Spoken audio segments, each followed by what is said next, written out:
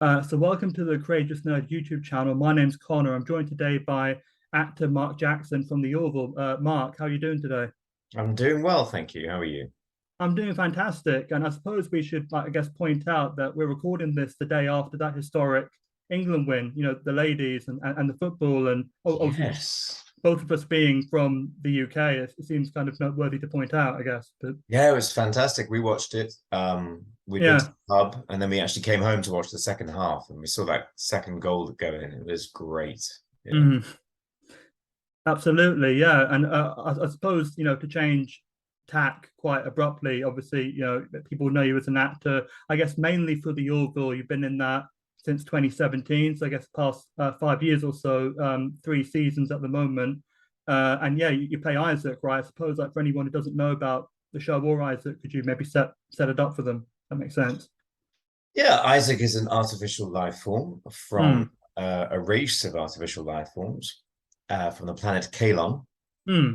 And he starts his life out on the spaceship Orville Yeah. as a science officer. And the Orville is an exploratory vessel um, that belongs to the Union, which is a conglomerate of planets and Yeah. races operating 400 years in the future. Sure. Yeah. And I suppose kind of going back in time a bit, like, could you discuss your journey of getting to that point of being on the Orville? Like, what were you like kind of like the projects you were doing before and like your journey, I guess, acting wise in the preceding years?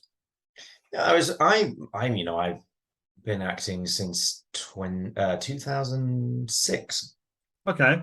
Cool. Yeah. professionally. So I did a lot of theatre as Mm. actors do in the UK. It really Yeah. is sort of bread and butter. And it's often how actors learn their trade on the go, Yeah. and it's brilliant. You play a huge variety of parts, and you make the best friends you'll have Mm. in your life. And each show you do, you pick up a new family, and it was great. And I did a huge variety of work from small little summer theatre companies to working at the National and the West End. Yeah. And the last show I did before getting the Orville was the last cast of Warhorse on the Oh West. wow. Okay. Yeah. Yeah. Yeah, And that was a feature film about 10 years ago, wasn't it? Spielberg. Is that right? it was. So I played Yeah. I played the part that Benedict Cumberbatch plays. Oh wow. Okay. Cool.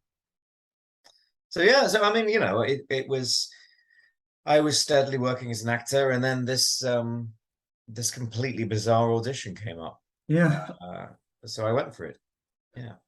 Absolutely, and I don't know if you like saw it, but I spoke to Peter Macon recently, and he mentioned to me that both you and him having the theatrical backgrounds kind of helped because you obviously got a lot of like dialogue heavy things to get across. Obviously, you're establishing these races to like an audience who doesn't know anything about them. So I suppose, kind of like to Peter's point, like, would you agree that having the theatrical background and learning a lot of dialogue was helpful, at least in your case anyway, of playing Isaac? I think so. I think both of our parts require a lot of discipline, and Hmm. theatre training gives you discipline. So yes, I think it was very helpful. It gives you a skill set which you can draw upon when you find a role particularly challenging. Absolutely. Yeah. And we were kind of saying before we started the recording, the bit of a parallel of, Isaac being kind of the only Kalon in this Union ship and you being the only Brit among the main cast of actors. I suppose, like, we touched on it a little bit, obviously, as I said, just before we did this, but I suppose, like, how was the experience of kind of landing in America and like meeting everyone and kind of adjusting to your new environment, if that makes sense? It was very exciting, very Mm. exciting. I the first month I was there, La La Land had just come out, so I had Right. seen Yeah. that in the cinema by myself, and it was so magical and romantic to be heading to LA to perform Mm.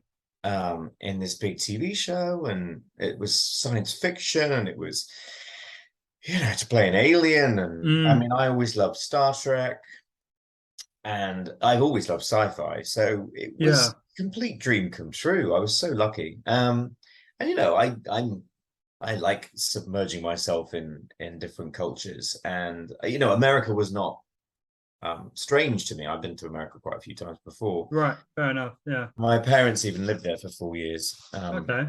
when I was in my early 20s. So, I mean, like, Mm.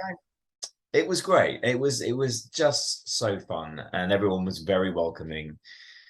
Uh, and they love the Brits over there. Yeah. We go down well. They like our sense of humor. They like, Mm. they just like having us around. Yeah. Yeah. I suppose then, like, how would you describe Isaac's accent? It's very much an American accent with all those rolling R's and Yeah. American vowels, and yeah, I mean it is really quite American. Yeah. Um, I think I think the inflections can be British Yeah. sometimes. I think Yeah. the fact maybe I knew you were a Brit might have then kind of biased my perception of it and thinking, oh, okay, I know it's the British actors. Maybe I was just listening out for any kind of Britishisms in the voice. It's the only kind of reason I can think of. But Yeah, I mean I get different responses about it. mm, You could probably say it's transatlantic, maybe yeah. uh trans solar system. I don't know. Fair enough. And obviously, you were saying, about being a sci-fi fan, and I know from, as I said, speaking with Peter Macon, kind of having a lot of like discussion with Seth MacFarlane about your characters and like where they're going. So I suppose, like, how much discussion have you had about Isaac's journey from the beginning to now? Because I think if you kind of compare, where he was at the start of the show to at least, his overall journey, it's been quite huge. And like, how much of an input or say did you have in that? Yeah, so we've had a lot of discussion about it. Yeah. But at the end of the day, it's up to the writers to write whatever they want. Fair, yeah. I think uh I think I think they weren't quite sure what to do with Isaac at the beginning. I think he Yeah. he was a comedic device, Mm. and that was great. And Mr. Potato Head chopping off legs, all that kind of thing. Yeah. Fun stuff. Um, Yeah. yeah, but then so, he really became the sort of emotional heart of the story somehow, and I'm very very grateful to the writers for making that Yeah. happen.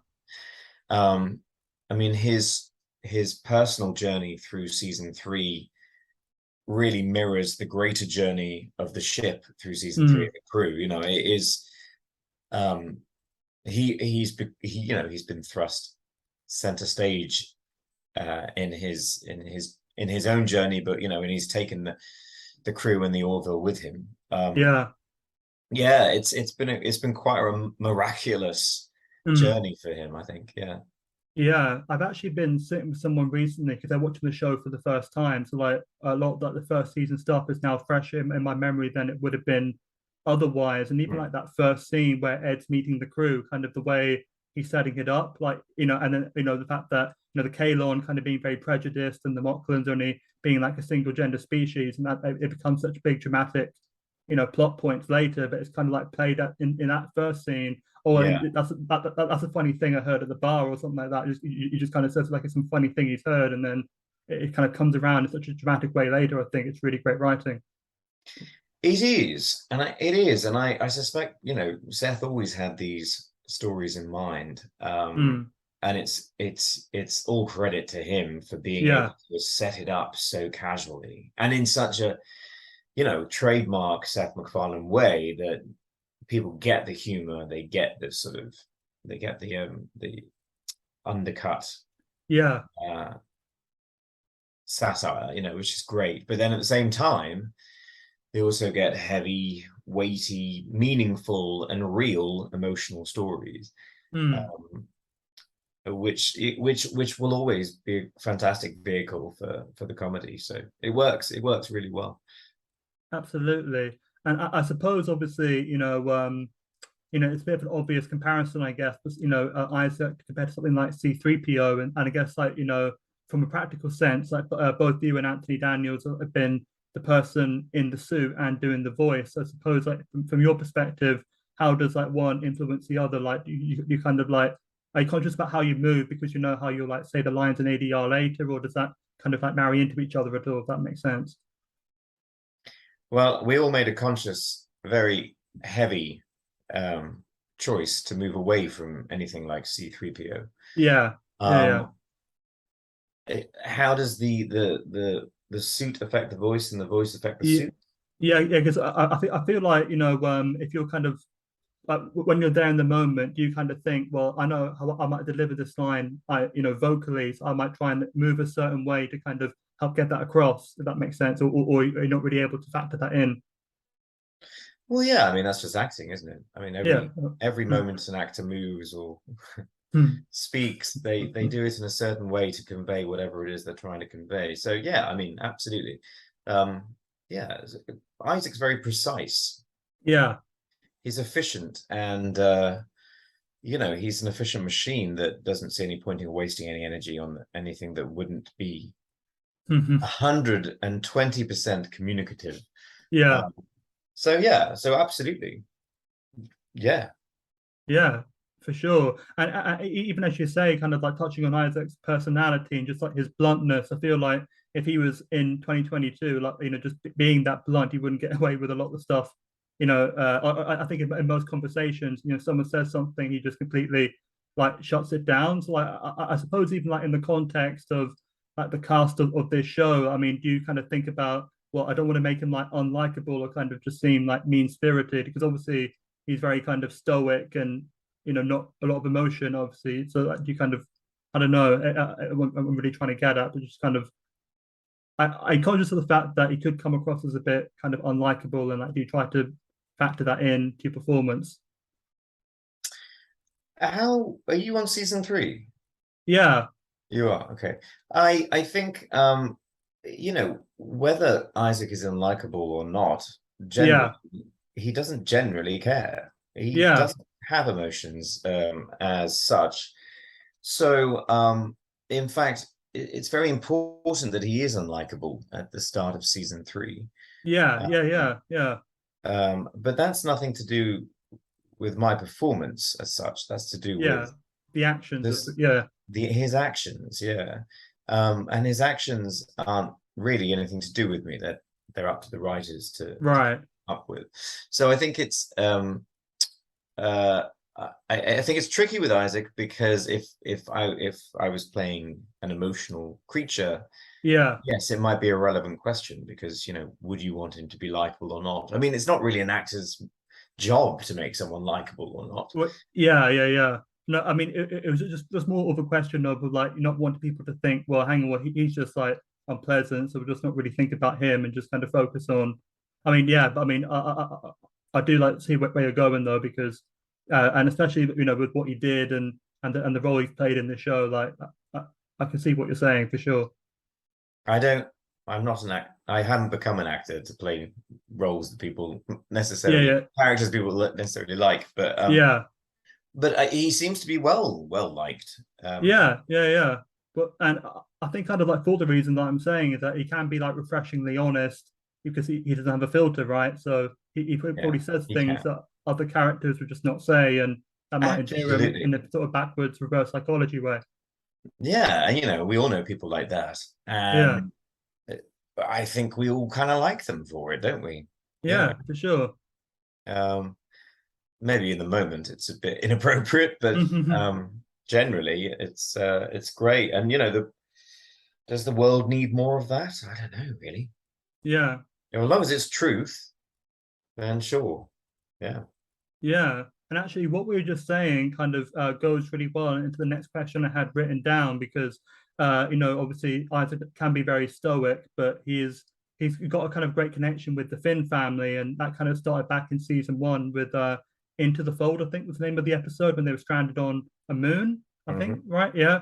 And I suppose like as the show's gone on, like how have you found working with those three actors? Obviously, in particular, Penny who plays Claire and the two boys.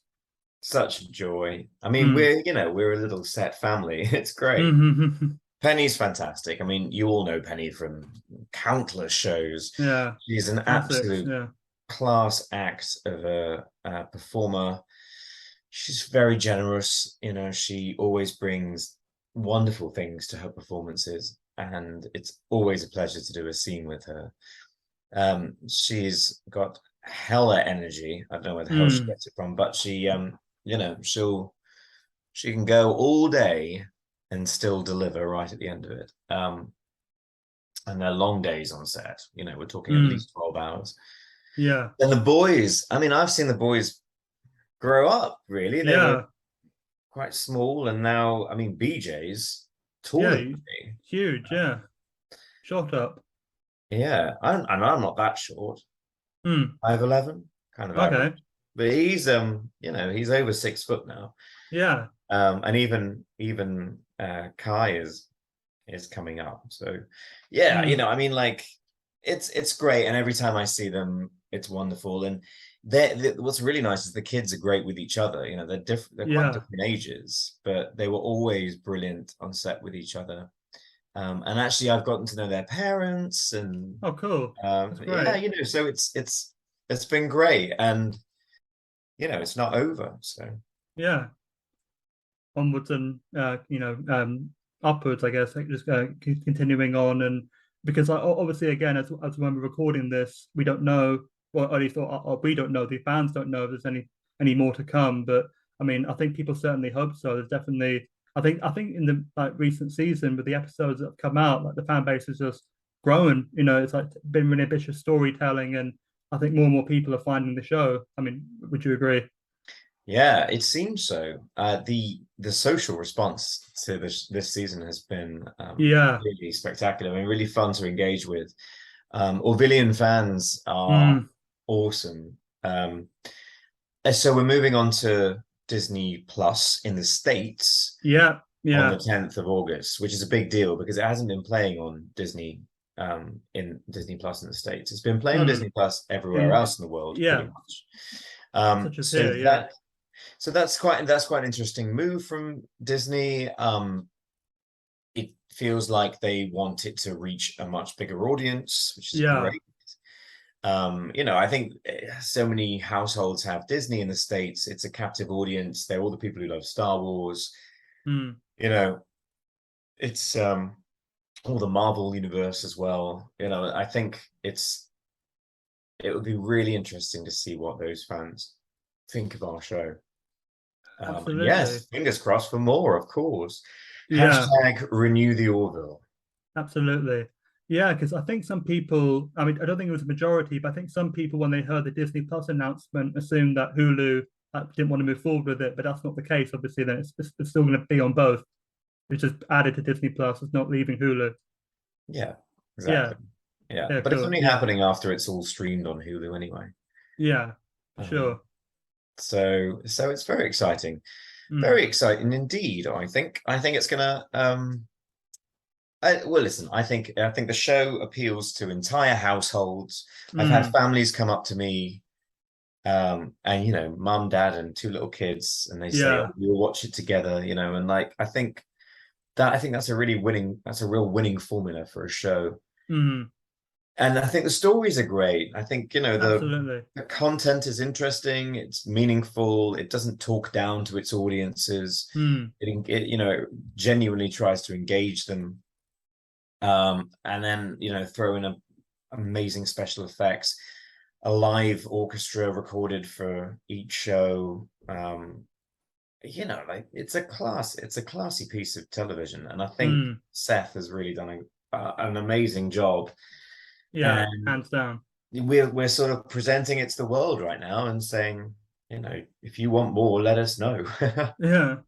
I think for a show in its third season, it's kind of been really impressive in like some of the stories with some of the characters you wouldn't think like going in like one with Gordon and the time travel one that he'd be the big emotional centerpiece of an episode because Oh, obviously Scott Grimes is very great as a comedic actor, but that was a complete kind of left to field kind of wow like he killed it yeah. there, didn't he? Yeah, he's a fantastic actor. I Mm, genuinely think he's one of the strongest actors we have. Like mm, and, you know, this man is so experienced. yeah. He started life in the theater on Broadway, and as Mm, a child, you know, like I just think he's fantastic, and I want to see him playing like a serial killer in something. I just think he's amazing. I might try and write that for him. Yeah. I think especially after something like the Orville, where he's played such a likable character, I think that kind of is the fun of seeing actors go into other roles where that's very different to what we just saw them do, and I think there's a nice kind of juxtaposition of different jobs as they move on. Well, you'll find that comedy actors are generally capable of delivering quite Yeah. amazing dramatic performances. Listen, comedy is very hard. So if you Mm. can do comedy, you can do pretty much everything. That's Yeah. cool. Yeah. I suppose like another like star of those like big dramatic episodes, and someone I actually spoke to was Imani, who plays Topa, who Mm. again just completely like knocked out the park. And I was able to tell her personally, like she did like a phenomenal job, and like she was like telling me about, because she was like the third person to play Topa, on the whole show, and just the way she was able to step in and deliver and still deliver because obviously she's recurring. But I mean that again, that was another incredible episode. Yeah, I mean, her whole storyline was fantastic. She was brilliant.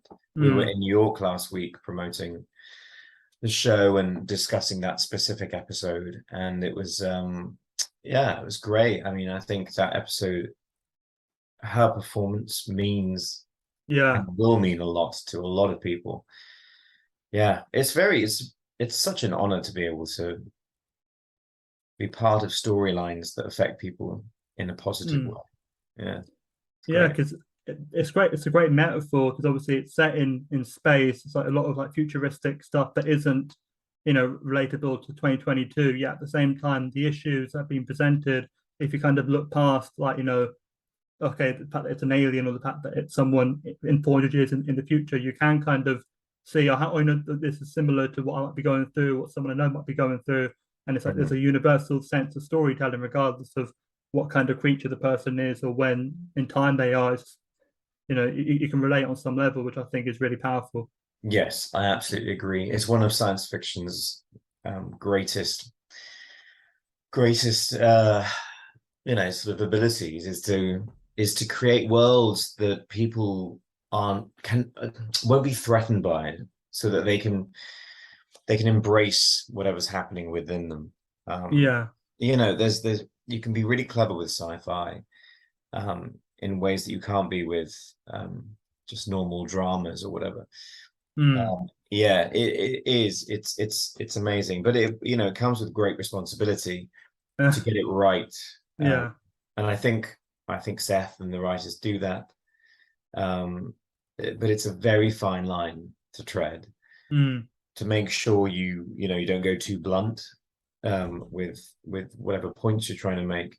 Really, what you want to do is engage people and start a discussion. You Mm. want people just talking about it. You want people talking about gender dysmorphia, like we Yeah. have, suicide, with Isaac, Yeah. but there's if you go about it in a roundabout way, you can take a lot more people with you, and I think that's Absolutely. hopefully what the Orville has been doing. Yeah. Absolutely, and obviously we mentioned season three and on Hulu it's New Horizons. There's a subtitle for it, and I would say like a big part of Isaac's story in this season is his like dynamic with Charlie Burke, who's a new character played by Ann Winters, and Mhm. not to give anything away, but that kind of dynamic has been at the forefront of like the last few episodes that have come out as of like when we're speaking. And I suppose like how was your experience of working with Ann Winters throughout season three? Great, she's a treasure. I love her. Mm. Really nice, and she it's not easy to come into a show Yeah. in its third season and make your own stake, and she did. She came in and she was very nice and very good at what she was doing, and Mm. you know the our team are a great bunch of people, so Yeah. it was a good fit. Mm. She's fantastic. She has an amazing stillness about her. um Mm. so yeah, brilliant addition, and I think she's Yeah. done a great job this season. Absolutely. Yeah, the timing of us speaking works out really well because another person from the show I spoke to recently was David Goodman, who's one of the Mhm. EPs, and I asked him about adding like Charlie in, and obviously he was saying that they thought the writers thought they needed someone who would have a very strong reaction to Isaac even being there, or someone who's affected by the Kailan's actions in season 2, and I suppose like was that something as an actor playing Isaac that you were kind of thinking, okay, there's going to be people in like in future episodes, who are going to have like a strong reaction, and like were you kind of preparing to play those kind of dynamics as you were going into season 3, and regardless of who the character was going to be, No. right? I mean, you Sure. can't prepare for that really. And, you're Yeah, also, I think with that question, it's tricky because what you're doing is yeah, you're asking the actor if right. he's mentally preparing himself for something that the character will face. Oh, yeah, yeah. I And can I see. think, Yeah, right. yeah, and I think that confuses the issue and it complicates Yeah, what acting is really. And I mean, yeah, you if you're when you're playing a character, you can't play their future. You only ever play right. the moment. Yeah, Um, yeah, yeah. uh, so no, not at all. But again, with Isaac, Mm, he generally doesn't care what people think of him. yeah. Generally, there are moments, it seems, Hmm. but Yeah. yeah. So he's True. not, And to be fair, like at the beginning of the season 3, even though he Mm, knows people don't particularly like him, I mean, he's not that bothered until yeah. Marcus, Yeah, yeah, until Marcus says something. And Marcus means something to Isaac. yeah. Now, I think I can see where that question might have got a little bit like lost in translation because I was more asking like, having like played the scenes of like the invasion, like we were kind of like thinking, ahead, all the scenes that I'll be playing going forward might be a bit kind of testy for Isaac just because of what I've just filmed. It's more what I was asking, but No, also is yeah, the answer because you don't forget the gap between filming those scenes and right, then finding, let alone finding out we had a third season and then actually sure, starting a third season was huge. yeah, yeah, At yeah. I least a mean, year. and And and also the pandemic, right, as well was in the middle somewhere. the pandemic hit like halfway through filming season 3. Yeah. Um, I listen, with TV, you just got to get through the season and then Mm. hope that goes down. Hope it goes down well, and then hope for the best for more. But yeah, yeah. No, it didn't occur to me. Yeah. But I I guess thought, that's yeah. because I was trying to think like Isaac, and it wouldn't necessarily occur to him. True. Yeah. Yeah. I suppose like with the move to Hulu, like did filming season 3 like feel at all like different to the previous 2 seasons? Like was there any kind of obvious differences, or like is it only more in the end result? But like you can kind of see, or hang on a second, there's like like the special effects might be a bit better, I guess, on Hulu, or I mean, was like the in the moment, did it feel any different to what you had done before, like production wise? Well, mostly we were just shooting a lot more. You'll Right. notice the episodes are a lot longer. So, Long, yeah, longer, yeah. yeah, that was the biggest one, I think. Seth and the creators seem to be happier because they Mm, had more freedom, which is good. Um, Obviously everything got a an upgrade. The yeah, set, Isaac's outfit even got an upgrade. yeah. So yeah, I mean, like, we started season 3 ready to do more. Mm, So fingers crossed, there yeah. will be. Yeah, I've seen a lot of that support online of people like really pushing, like I mean, even Rena Owen, who's recurred on the show as Havina. I've seen her in recent days, kind of like really pushing as well, like saying renew it, it's great. And I mean, I guess far and wide, people just really getting behind the show and really hoping it goes further. Well, I think, the Orville cast have a really great relationship with their fans, the fans Yeah, of the show. So, um, like we feel we have that discourse there already. So if we say, come on, let's get this thing going, it's always going to be warmly received. And I know there's already petitions out there, mm, and Seth himself talks about it, to the fans. He talks about it at the San Diego Comic-Con Yeah, panel. You know, like it is what it is. This is an industry. It's a business at the end of the day. yeah. So if it is financially viable, Mm. then hopefully it will happen. Yeah. Yeah, yeah, and it's actually something just has just occurred to me like as we've been talking and just kind of thinking about all those big episodes, and a lot of them kind of focused on one character in particular. And I feel like having been, as I said, been watching season one recently again with someone for the first time, they're watching it. But I feel like back in season one, it was like kind of really focused on Ed. It was him coming into the ship and his kind of journey and navigating it. Whereas I feel like as the show's gone on, there's no like I think anyway, no like discernible like main character, like I'm doing like air quotes, because regardless of I think like no matter like the episode that's on a given week, like it's someone's episode, and the next week it could be someone else's episode. It's kind of it's more of an ensemble, I think, than it was at the start. Like would you say so? I agree. Yes, I think it was always meant to be an ensemble. Yeah, But yes, it is very much an ensemble. Seth, although he's playing the captain, is he quite likes taking a step back and letting people, other characters, sort of yeah, get on with it. I mean, the aliens are always going to be popular because they're weird, and we gravitate towards weird people, don't we? yeah, yeah, Um, but yeah, it's definitely an ensemble show, and I think that's part of its charm and its success. We want a revolving yeah, production line of stories and characters, and we want to mm, delve into them weekly and figure out where they're going. yeah. Mm. It's really great, structure the show is able to have, because if someone was put through like an emotional ringer, then like the following episode, they'll still be there, but they might just get a bit of a more of a back seat, and then it's a different character's turn to kind of like step up, and but while still getting to see the characters who've kind of already had their moment like the previous week or something. It's kind of a great format to kind of play with, where you still get to see everyone. It's shifting the focus to different people, because depending on what the story happens to be. It's a really smart way of doing it. I think Yeah, so. absolutely. And of course the show is episodic as well, so Yeah. it's kind of a great formula, Mm. which also gives the writers a huge amount of possibilities to play with every week.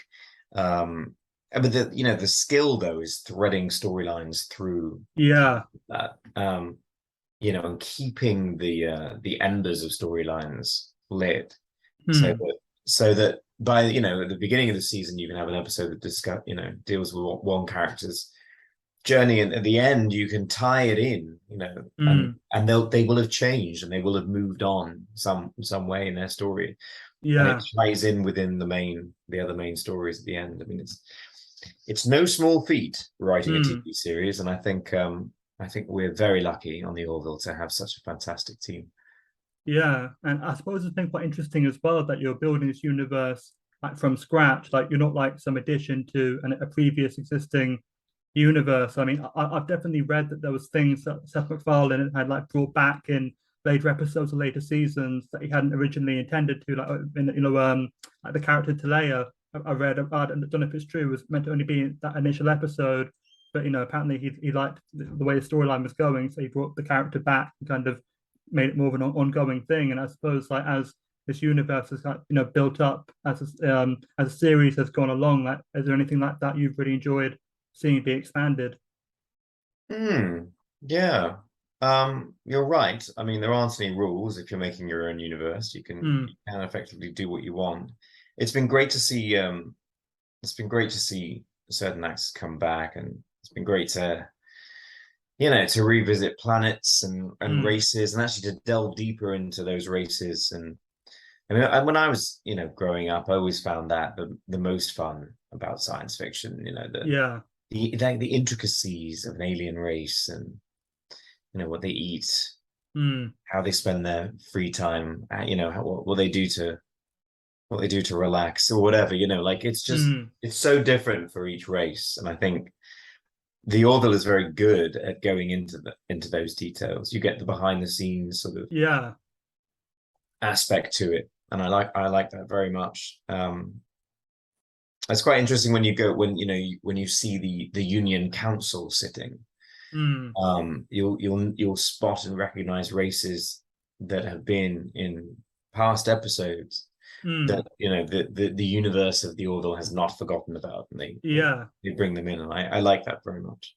Yeah, no, I mean, I'm just thinking of the episode from really early on where there's like two rival alien factions. It's like, they wanted to kill each other. They both wanted the same planet. Yes. That was like season one, and then much later, because I'm watching it back, as I said, there was an episode where a bunch of them were like looking through like some deserted ship, and one of those races got mentioned. So that's like to your point. I'm like, oh, that's the same one from the other episode, and just bringing things back, kind of uh, retreading old plot lines, and it's really great storytelling overall. I'm impressed you spotted that. That was very good. Yeah, Yeah, exactly. Thread it back in, enrich the universe. That's what it's all about. absolutely. And I suppose, like, I mean, I've kind of already asked it, but as like an overall, like, what did you enjoy about filming New Horizons as a season? I mean, obviously, we're still, as when we're recording, there's one episode that isn't out yet, but at least as of like the nine that we do know about, like, what did you enjoy of that experience? Sorry, what did I enjoy about what? Well, I'm just saying, because as of when we're recording, there's one episode that isn't out. So at least as of the nine that are out, like, what did you enjoy about that experience? Obviously, if you don't want to spoil what's in the last episode, but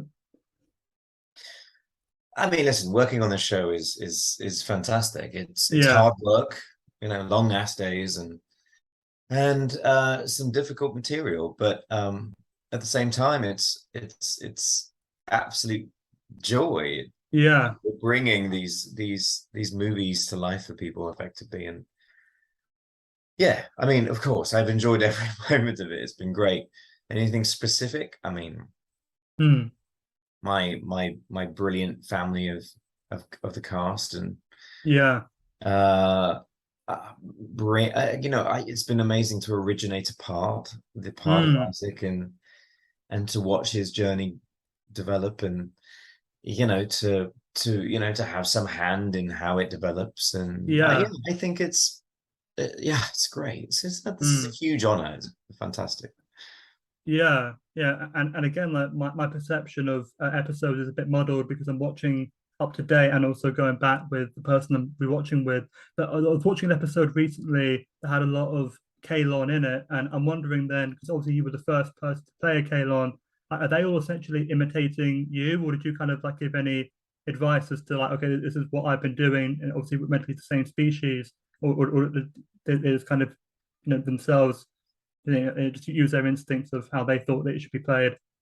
Yes. So yeah, they are all effectively mimicking me. Yeah. I mean, I did a Yeah. couple of Kalon schools for them, which was just like half a day, taking Yeah. them through it. And yeah, it's amazing how different people can look in that suit.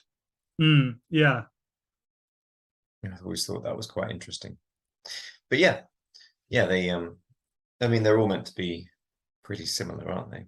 Yeah. But because obviously we've said about there's no confirmation yet of whether the Orville is going any further. And I don't know how long ago like you wrapped, but have you had time to do anything?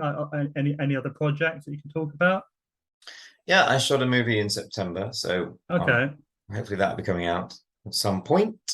Hmm. Yeah, I've bought a house, moved into it, painted Oh, it, nice. done a lot of painting. Hmm.